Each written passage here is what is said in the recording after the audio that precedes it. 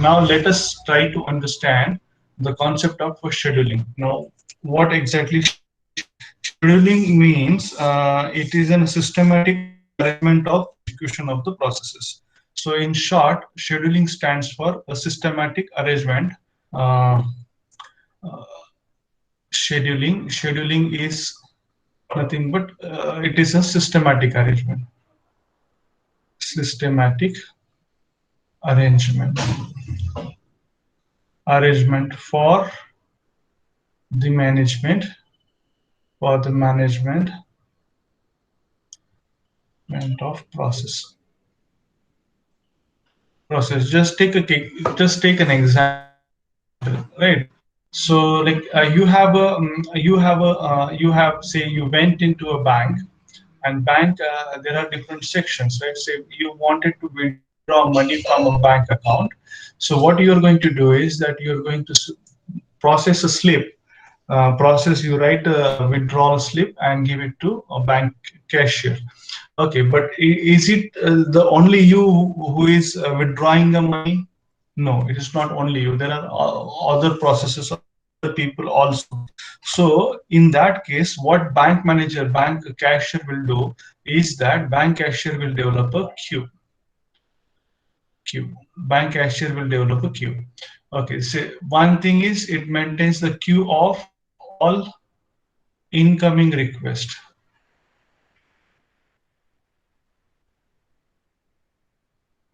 And for all those incoming requests, bank cashiers also provides a token. Okay, so this token is just to authenticate a person, right? So whosoever is having a valid token, only that fellow will be lended with the cash, will be provided with the cash amount, whatever he has asked for.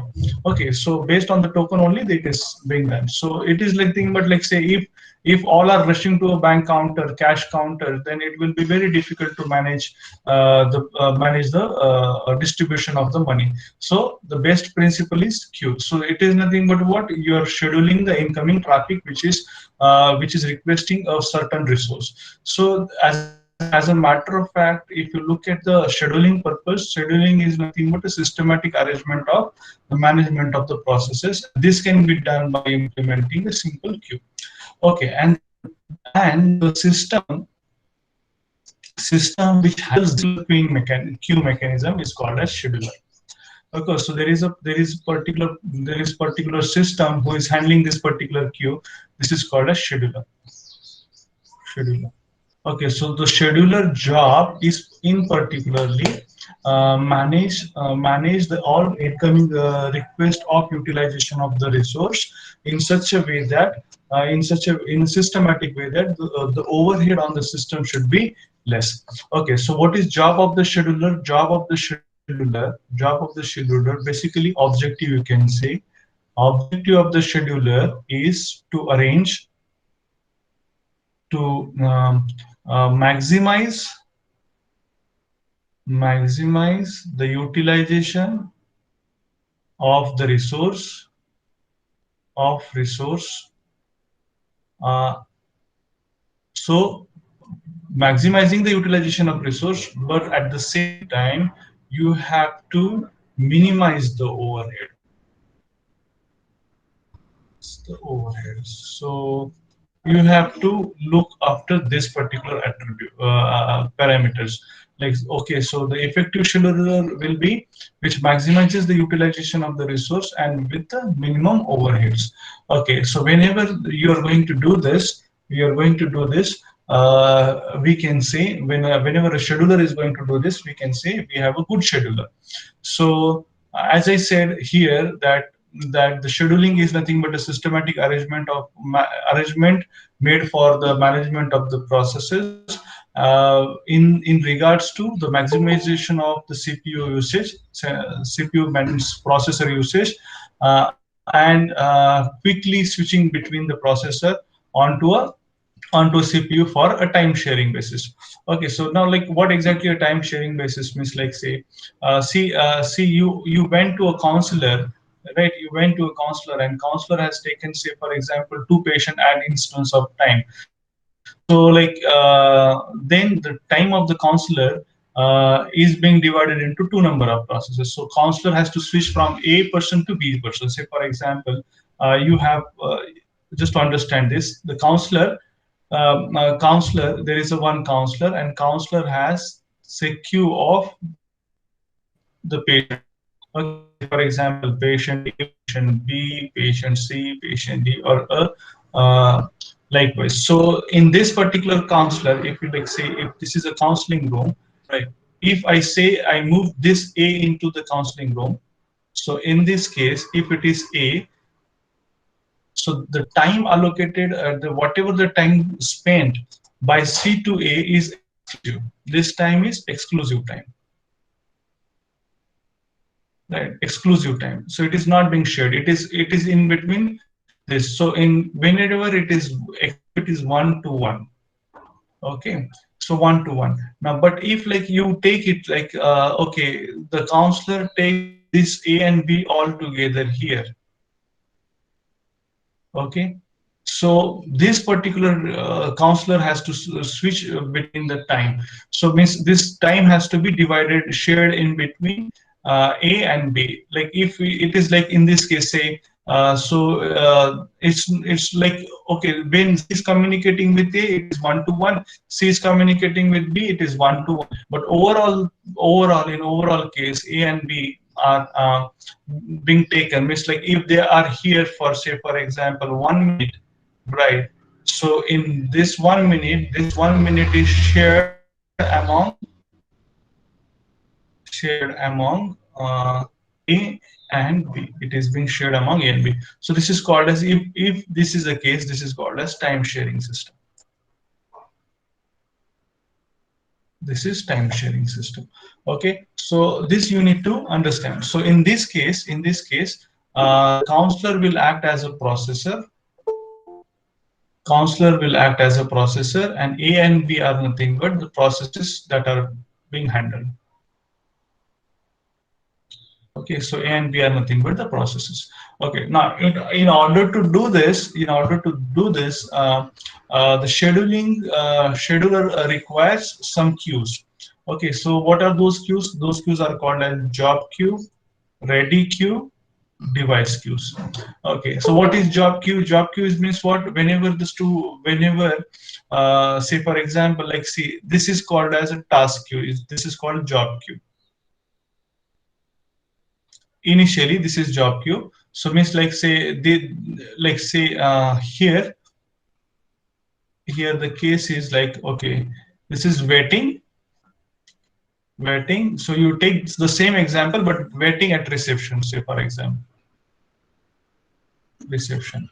Okay, so here you don't have, just to take a case, you don't have C and D here. Okay, so you have got C, D and E. Okay, so here this is ready queue. Okay, in case of time sharing system, this counselor is ready to allocate a time or share a time between A and B. So like this is A and B are shifted. This counselor is ready to process A and B. So A and B are into a ready queue. Now, but at the same time, at the reception waiting, you can take, this is a job queue. So whatever the incoming patients are coming, that they are placed onto a waiting room, and here the waiting queue, so that is called a job queue. So job queue is here, in case of job queue, you are creating processes. Actually here you are creating processes. Okay, set all processes in the system. Here in job queue, you are having a job processes. So this is the task, this is the task, this is the task. Okay, now see, if A and B are here, this is ready queue is empty. So like you can shift this C and D into a ready queue. So means from job queue, it will you can shift up into a ready queue. So you are going to have, say for example, C here, and you are going to have a D here.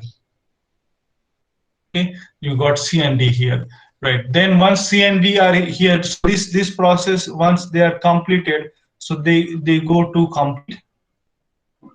Complete. So means what? C is ready to take, means this particular counselor is ready to process C and D request. Okay, so once they are into this with the counselor, E will be shifted to a ready queue. So job queue is nothing but set of all processes in the system. Ready queue stands for set of all processes residing into a main memory, and ready and waiting to execute. They are ready, about ready and waiting to execute. The same sequence you can take. Device queues are nothing but the set of processes waiting for a device. So means like, say for example, any of the process requires some additional inputs. Okay, so you need to maintain a device request queue also. So this is important. So usually a scheduler maintains three queues: job queue, ready queue, and device queues. Okay, so from job queue, the processes are being shifted to a ready queue. From ready queue again, if the processes that are there into a ready queue request certain devices, so device requests are also being maintained into a device queue. Okay, so this is important task that the all processes migrates from one queue to another queue. This is important that all processes migrates amongst the various queues, means job queue to ready queue to device to ready. Likewise they are going to do. And all their state related to process is maintained into maintained in process control block. They are maintained into a process control block. Okay, so there are three schedulers here. So if you understand what exactly scheduler means, so scheduler is a systematic arrangement of the arrangement made for management of the processes. Scheduler is an activity which is managing the all incoming requests that are that want to utilize the resource. Then in this case, scheduler is maintaining the queue. So we have understood that with the scheduler there are three queues, and we have taken an example also. Okay, now there are three types of scheduler. One is called a short-term scheduler, one is called a short-term, second is long-term, and third is medium-term. So you can have scheduler scheduler of three types. Okay, one is called short, then there is a long and medium. Okay, short, medium, and long term.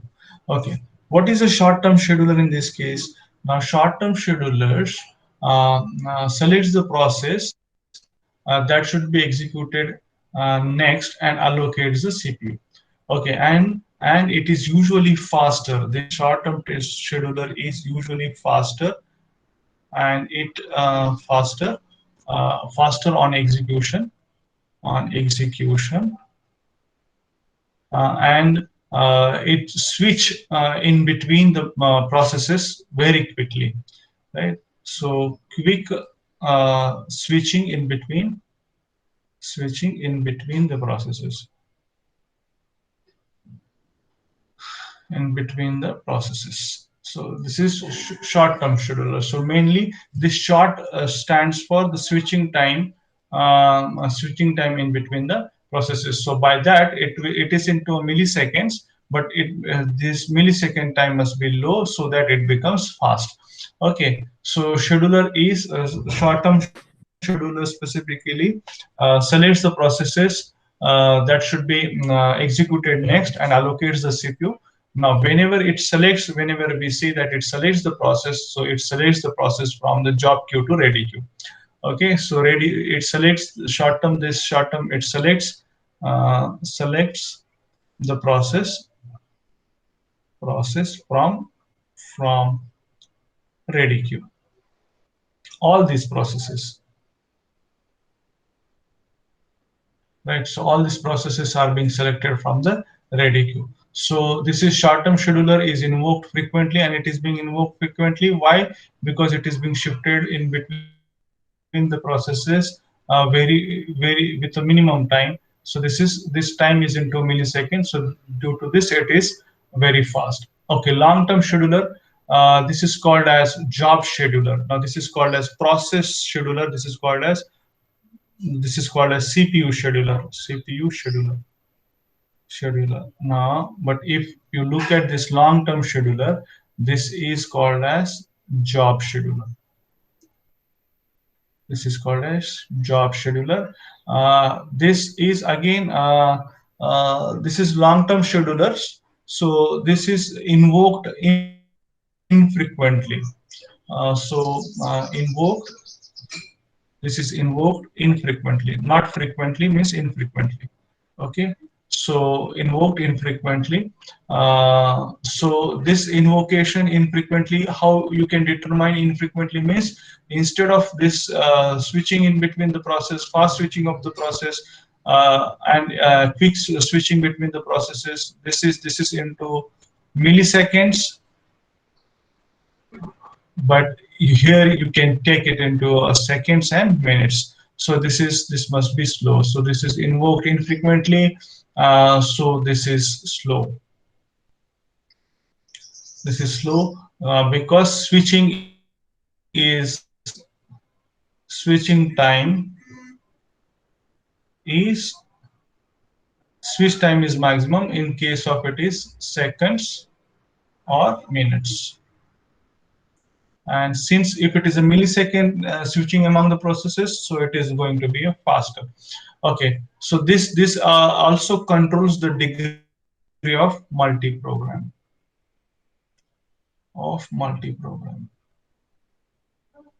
Okay, in last lecture itself, we have seen what is a multi-programming.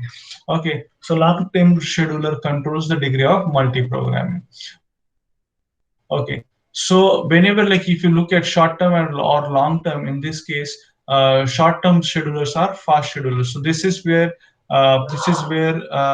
you are going for CPU scheduler. So now queue for here is ready. Okay, and for long term it is job queue.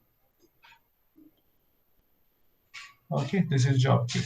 Okay, now in case of medium term scheduler, what is going to happen? In case of medium term scheduler, it removes the process from memory to disk, and disk to again process, disk to again processor. Right, so it is switching in between long term and medium term scheduler. So it is like taking this is called as switching actually. This involves switching of process. Now this switching of the process is in between what it is in between memory. This is in between memory to disk and back to bring back in from disk to the executions. Okay, so it is like in between. It is like memory to address space, as and from address space to again execution. Okay, so it has to go into this particular way. We'll see that diagram also. Okay, so but in case of this, all processes are like whatever CPU scheduler you can take or job scheduler you can take. In most cases, these two schedulers are being utilized, job scheduler and short-term schedulers. Okay, but these schedulers are managing the processes, but these processes are of requiring two kind of mechanism, right? These processes are either IO bounds or they are either CPU bound. By IO bound, I mean when a process is requesting IO devices for maximum period of time of their execution. Okay, so for example, you have got a process, you have got a process, you have got a process. Say for example, you have got a process, you have got a B process. Now this A process when it start, the time it start execution, the time it starts execution, it needs IO device for getting data, before computation, before computations, before computations. Okay, and we know that, we understand that this computation is being done by CPU only. Okay, so let us try to understand that if, say for example, this process requires 10 seconds of time. This process requires, say for example, this process requires 10 seconds of time. This also requires, say, 10 seconds of time. So A requires 10 seconds of time, but this 10 seconds of time, out of this 10 seconds of time, if it spends 70% time, 70% time on getting the data. Okay, what are like kind of this application? I have a control system where I am taking the data from a sensor, right? Before computation, I want data from the sensor. So I started a process, I invoked a process, and the process is requesting the IO device and getting the data from the IO devices. Okay, so it almost consumes 70% of its time in getting the data from the IO devices only, right? So in that particular case, those kind of processes are called as IO bound process. Okay, means these processes spends more time doing IO operation than CPU operation computation. Okay, so this okay, CPU bound processes means which spends more time on processor than IO, so they are called as CPU bound processes. So whereas if, say for example, this B process requires, say, 80% of processor processor 80% of processor, and 20% of IO. So in this case, 10% for input and 10% for output. So in this case, this particular B is called as CPU bound process. Okay, whereas say here if you look at A takes, say, 70% of time onto IO devices, so this becomes IO bound process. Okay, so this is really very important for you to understand about the schedulers. There are three kinds of scheduler: short-term scheduler, medium-term scheduler, and long-term scheduler. Short-term scheduler, it is very fast. It switches in between uh, number of processes, and the switching is fast because the switching is in the milliseconds of time. So by that, it is called as a CPU scheduler. So short-term schedulers are nothing but CPU schedulers. They are invoked frequently. They are being invoked. Long-term schedulers, whereas in case of long-term schedulers, they are called as job scheduler. They are not invoked frequently. They are very slow as compared to short-term schedulers, because their switching time in between the processes are at the maximum. So you can take it into a seconds or a minutes, but it helps us in controlling the degree of multi-programming. So in between short-term scheduler and long-term scheduler, you are going to have a medium-term scheduler. So medium-term schedulers are particularly going for swapping. Okay, so these are called as swappers. So when I say swapper, so we swaps or we switches between the processes from swapping between the processes. Those are from memory to address space, and address space again going back to the execution. So if you look at so there are three types: short-term, medium-term, and long-term schedulers. So if you look at short-term scheduler, they are actually CPU scheduler. Long-term scheduler, they are actually the job schedulers. Okay, so here in case like when the process the it is switched fast in between the processes, so it means that they are working with the ready queues. Now long-term scheduler, since switching is very infrequent and slow, so particularly they are dealing with the job queues here. Okay, so this point you need to understand. Okay, and you need to classify the process into two types, whether it is IO bound process or CPU bound process. By IO bound process, I mean that CPU, the process is spending more time on input output operation than the computations. So, and we understand that computation is performed only with the help of processor, whereas a CPU bound processes are nothing but the processor, those are executing or utilizing processor at the maximum and spending less time on IO operations. So they are called as CPU bound processes.